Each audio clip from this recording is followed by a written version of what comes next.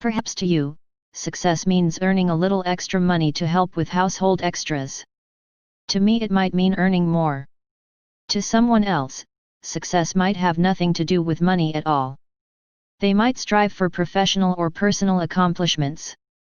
The meaning of success can vary from person to person, as can our beliefs about what it takes to truly be successful. I had an interesting experience last week. I submitted a request for work-at-home success stories to be featured on my website, and the response was quite surprising. Not one response. That's right, 0. I submitted this request to several popular work-at-home communities, and I purposely placed no restrictions on what success meant. I was quite surprised by the lack of response. Are there no work-at-home successes out there? I don't believe that for a minute. I know there are many people working successfully from home. So why wouldn't they want to be featured? What could prevent them from believing they qualify as a success story? Income. Many of us don't feel successful until we're raking in massive amounts of money and can afford to buy whatever we want without glancing at the price tag. While money is certainly one measure of success, it isn't the only one. Most of us have an idea of how much we'd like to be earning from our home businesses, but does it mean we're not successful until we reach that point? Of course not. We can be successful regardless of how much we earn. Just because you are earning $500 a month instead of $50,000 doesn't mean you're not a success. In order to earn $50,000, you must first earn $500. Status. If we haven't quite reached the level we're striving for in our home businesses, we may not allow ourselves to feel like a success. Once I get 1,000 customers, then I'll be successful, we say. Or once we get 100,000 subscribers to our newsletter, or hire our first employees. Whatever status we're trying to reach, we place requirements upon ourselves and won't consider ourselves successful until we meet them.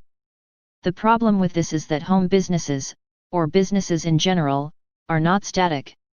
We don't just get there and then call it good. We will always be striving to gain more customers, recruit more agents, sell more products, earn more money, set goals, and reach them.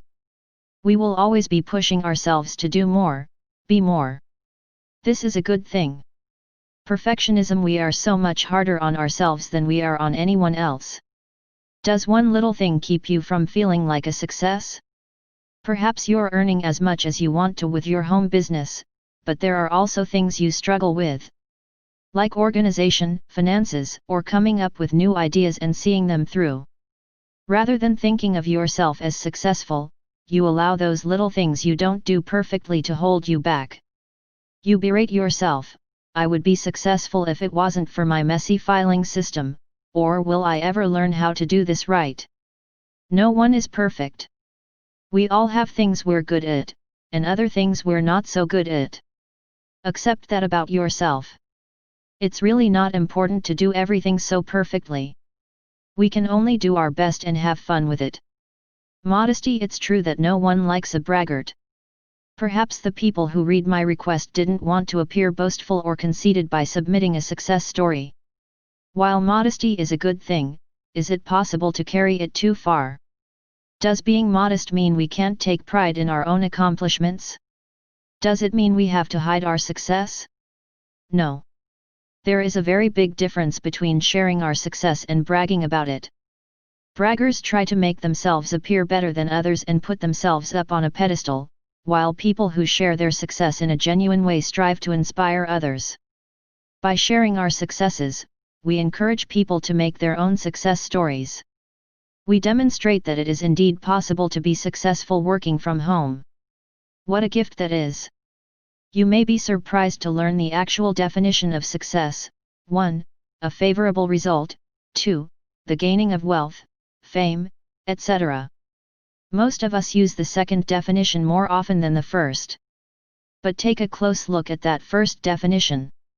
A favorable result. How easy is it to attain a favorable result?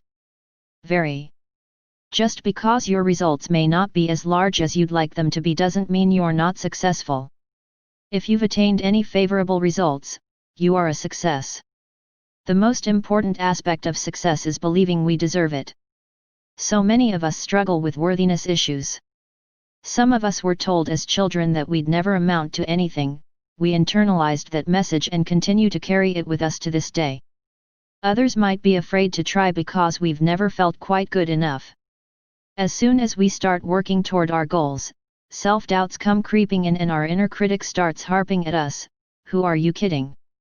You don't have what it takes to be successful. Just give it up and get a real job. So we sabotage ourselves, create obstacles to block our way, and continue our never-ending quest for success. The truth is, we will only be as successful as we allow ourselves to be. The human mind has amazing power. Whatever we consistently tell ourselves is what we will create in our lives. If we don't believe we deserve success, we will avoid it, even though we trick ourselves into believing we're working toward it.